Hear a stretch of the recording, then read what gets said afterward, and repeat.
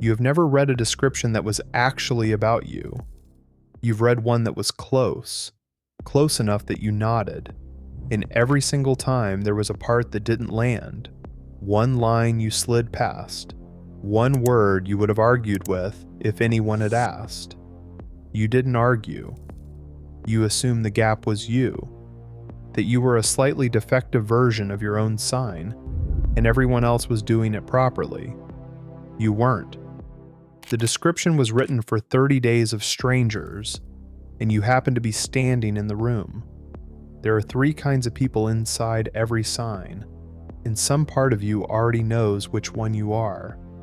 Start with what the sky is actually doing. The sun moves about 1 degree a day.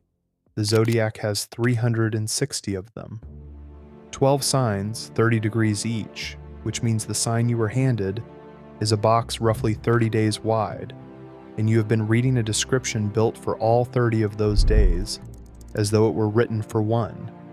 It wasn't. It was written for the average, and nobody is the average. 360 doors, and you were given a map with 12. Every description you have ever nodded along to was a description of the room, not of the door you came through. That gap you felt, the one line that never fit, that was not a flaw in you.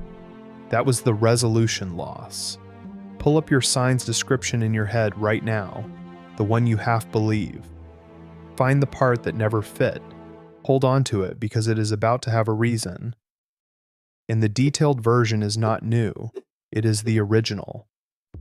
The Egyptians divided the sky into 36 sections, decans, 10 degrees each, 3 to a sign, and they used them as a clock.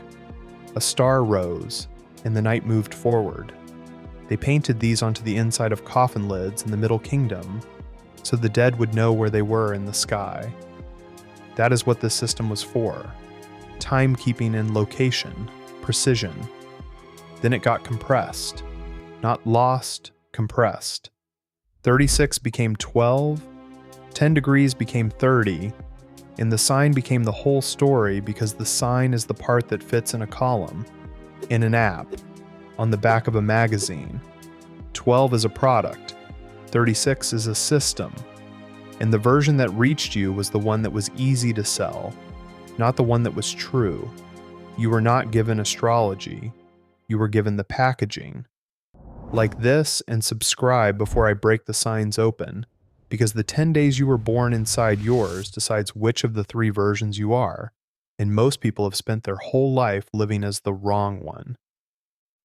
Here's how the 3 work, and you are about to place yourself in about 4 seconds.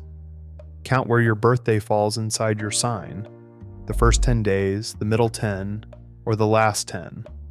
That's it. That's the whole calculation. If you were born in the first 10 days, you got your sign undiluted. No filter, no dilution, nothing softening it. You are the version the description was actually written about, and that includes the shadow at full strength.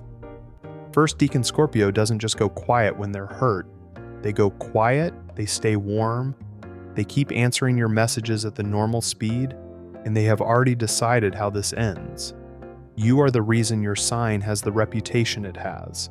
If you were born in the middle 10 days, your sign is running through a second filter, the next sign of your own element, layered underneath, and you are the one who has spent your life not quite matching.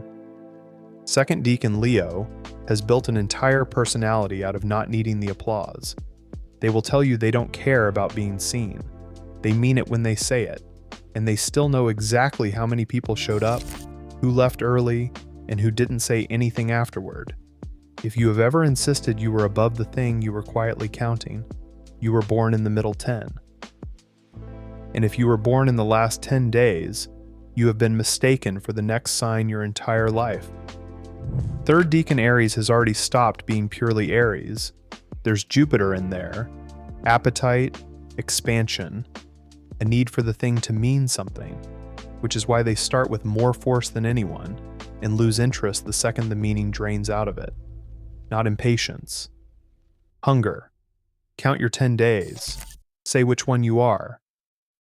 And then there are the ones the 10-day rule fails. You were born on a boundary, 2 or 3 days on either side of a sign change, and every quiz, every app, every friend who knows about this stuff has told you the same thing: you have to pick. So you picked. You've been picking since you were 14, and you've never once picked the same one twice in the same year. You give one answer when you want to sound interesting and the other when you want to be understood. You have described yourself as on the cusp so many times that you've stopped hearing that it's an apology. It isn't an apology, it's an address.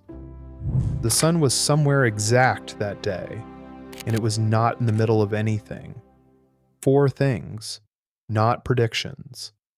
You have agreed with most of your sign description and quietly disagreed with one part every single time, and you have never once said out loud which part. You have been told you're not a typical your sign so many times that you stopped correcting people. When someone guesses your sign wrong, they always guess the same wrong one. And there is one word people use about you that has never felt true, not once, and you have stopped arguing about it because arguing made it look truer. If that was 1 for 4, you're in a decan you've never been told about. If it was 3 or 4, you have been defending someone else's description for most of your life. Now, the part I've been holding, and it is the reason a handful of you have always felt like more was going on than your sign accounts for. A few birthdays don't just land on a degree, they land on a star. There are fixed stars sitting at exact degrees of this wheel, and the sun crosses them on specific days of the year. Around August 22nd and 23rd, it crosses Regulus, the star the Persians called one of the 4 guardians of the sky, the Star of Kings. Around October 16th, Spica, the brightest point in Virgo, tied for centuries to a kind of protection people around you notice before you do. Around December 1st, Antares, the heart of the Scorpion. Around May 30th, Aldebaran, the Watcher of the East. And around May 16th, Algol, the star traditional astrologers called the most dangerous in the entire sky. Not cursed, nobody born in mid-May is cursed. Concentrated, Algol carries an intensity people feel in the room before you've said anything, and the ones who have it spend their lives being told to soften, tone down, take it easy for existing at normal volume. Give or take a degree because the calendar drifts. If you're near an edge, you need your actual chart, not a date. And every single one of the 360 degrees carries an image. In 1925 in San Diego, a clairvoyant named Elsie Wheeler sat with an astrologer named Mark Edmund Jones and described 360 pictures in a single sitting, one for every degree of the wheel. Not ancient, documented, and 100 years old, and one of those images is yours. It was assigned to your degree before anyone knew you would be standing on it. You were never assigned a sign, you were assigned a coordinate, one line on a wheel of 360, occupied by you for one day. The description was never wrong, it just was not yours. It belonged to the 30 days you happened to be standing inside, and you have spent years apologizing to a room you were only ever passing through. The sun goes back to your degree every year. It arrives, it stands exactly where it stood, and it moves on. But the sky that was behind it that morning, the exact arrangement, every body in its place, has never reassembled since, and it never will. Your birthday comes back every year. Your birth never has. Comment your birthday and which of the 3 you are. First 10 days, middle 10, or last 10. I want to see how many of you have spent your life defending a description that was never yours.